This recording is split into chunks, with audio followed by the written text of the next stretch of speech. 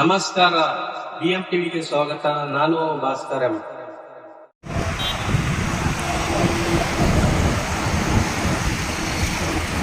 ವಿಜಯಪುರ ಜಿಲ್ಲೆಯ ಮಾನ್ಯ ಜಿಲ್ಲಾಧಿಕಾರಿಗಳಲ್ಲಿ, ನಗರ ಶಾಸಕರಲ್ಲಿ, ನಮ್ಮ ಉಸ್ತುವಾರಿ ಸಚಿವರಲ್ಲಿ, ನಮ್ಮ ವಿಜಯಪುರ ಜಿಲ್ಲೆಯ ಸಂಸದರಲ್ಲಿ ಹಾಗೂ ಎಲ್ಲ ವಿಜಯಪುರ ಜಿಲ್ಲೆಯ ಎಲ್ಲ ಶಾಸಕ ಮಂತ್ರಿ ಮಹೋದಯರಲ್ಲಿ ವಿನಂತಿ ಏನಂದರೆ, ನಾನು ಬೆಂಗಳೂರಲ್ಲಿ ಮೈಸೂರು ರಸ್ತೆಯಲ್ಲಿದ್ದೇನೆ. ಇಲ್ಲಿ ಫ್ಲೈಓವರ್ ಮಾಡಿದ್ದಾರೆ. ಎಷ್ಟೊಂದು ದೊಡ್ಡ ಫ್ಲೈಓವರ್ ಯಾವ ಟೈಪ್ ಮಾಡಿದ್ದಾರೆ ಅಂದರೆ, ಈ ಥರ ಹೇಗೆ ಬೇಕು ಹಾಗೆ ಮಾಡಲು ಅವಕಾಶ ಇದೆ. ವಜ್ರ ಹನುಮಾನ ರೈಲ್ವೆ ಕ್ರಾಸಿಂಗ ನಾವು 2-3 ವರ್ಷದಿಂದ ಕರ್ನಾಟಕ ರಕ್ಷಣಾ ವೇದಿಕೆ ಸ್ವಾಭಿಮಾನಿ ಬಣದ ವತಿಯಿಂದ ನಾವು ಮನವಿ ಕೊಟ್ಟಿದ್ದೇವೆ.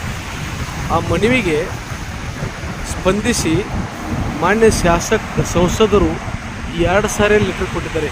ತಕ್ಷಣ ಬ್ಲೂ ಪ್ರಿಂಟ್, ಸ್ಕೆಚ್, ಆಮೇಲೆ ಅದೆಲ್ಲ ಸವಿಸ್ತಾರ ಅಂದಾಜು ಪತ್ರಿಕೆ ರೆಡಿ ಮಾಡಿ ಕೊಟ್ಬಿಡಿ, ನಾನು ಸೆಂಟ್ರಲಿಂದ NOC ತರುವ ವ್ಯವಸ್ಥೆ ಮಾಡ್ತೇನೆ, ಮಂಜೂರು ಮಾಡಿಸಿ ಕಳಿಸ್ತೇನೆ, ಅರ್ಜೆಂಟಾಗಿ ನೀವು ಲೆಟ್ರ್ ಕಳಿಸಿ ಅಂಥೇಳಿ ಮಾನ್ಯ ಜಿಲ್ಲಾಧಿಕಾರಿಗಳಿಗೆ 2 ಲೆಟ್ರ್ ಕೊಟ್ಟಿದ್ದಾರೆ.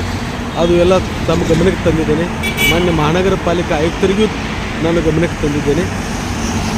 ಇದು ಅದು ಮಾಡೋದು ಬಿಡೋದು ಸೆಕೆಂಡ್ರಿ, ಆದರೆ ಇದು ಏನು ನಮ್ಮ ರಿಂಗ್ ರೋಡ್ಲಿಂದ ವಜ್ರಹನುಮಾನ ರೈಲ್ವೆ ಕ್ರಾಸಿಂಗ್ ಮುಖಾಂತರ ಫ್ಲೈಓವರ್ ಮಾಡಿಕೊಂಡು ಅಲ್ಲಿ ಮಧುವನ್ ಹೋಟೆಲ್ ಅಥವಾ ವಿಶ್ವೇಶ ಸರ್ಕಲ್ದಿಂದ ಇಳಿಜಾರು ಮಾಡಿಬಿಟ್ರೆ ಅದು ಫ್ಲೈಓವರ್ ಒಂದು ಕೆಲಸ ಒಳ್ಳೆಯದಾಗ್ತದೆ ಅಂತ ನಾವು ಮಾಡಿದ್ವಿ.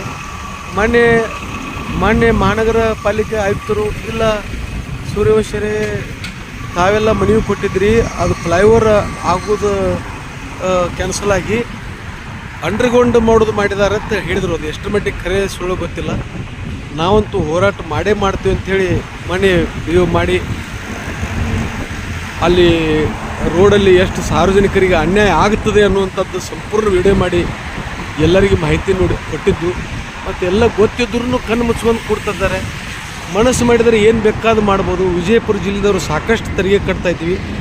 ಇಲ್ಲಿ ಬೇರೆ ಬೇರೆ ನಗರದಲ್ಲಿ, ಇಲ್ಲೇ ಹುಬ್ಬಳ್ಳಿಯಲ್ಲಿ ನೋಡಿದ್ರೆ, ಬೆಂಗಳೂರಲ್ಲಿ ನೋಡಿದ್ರೆ ಎಷ್ಟೊಂದು ಡೆವಲಪ್ ಮಾಡ್ಕೊಳ್ತಾ ಇದ್ದಾರೆ.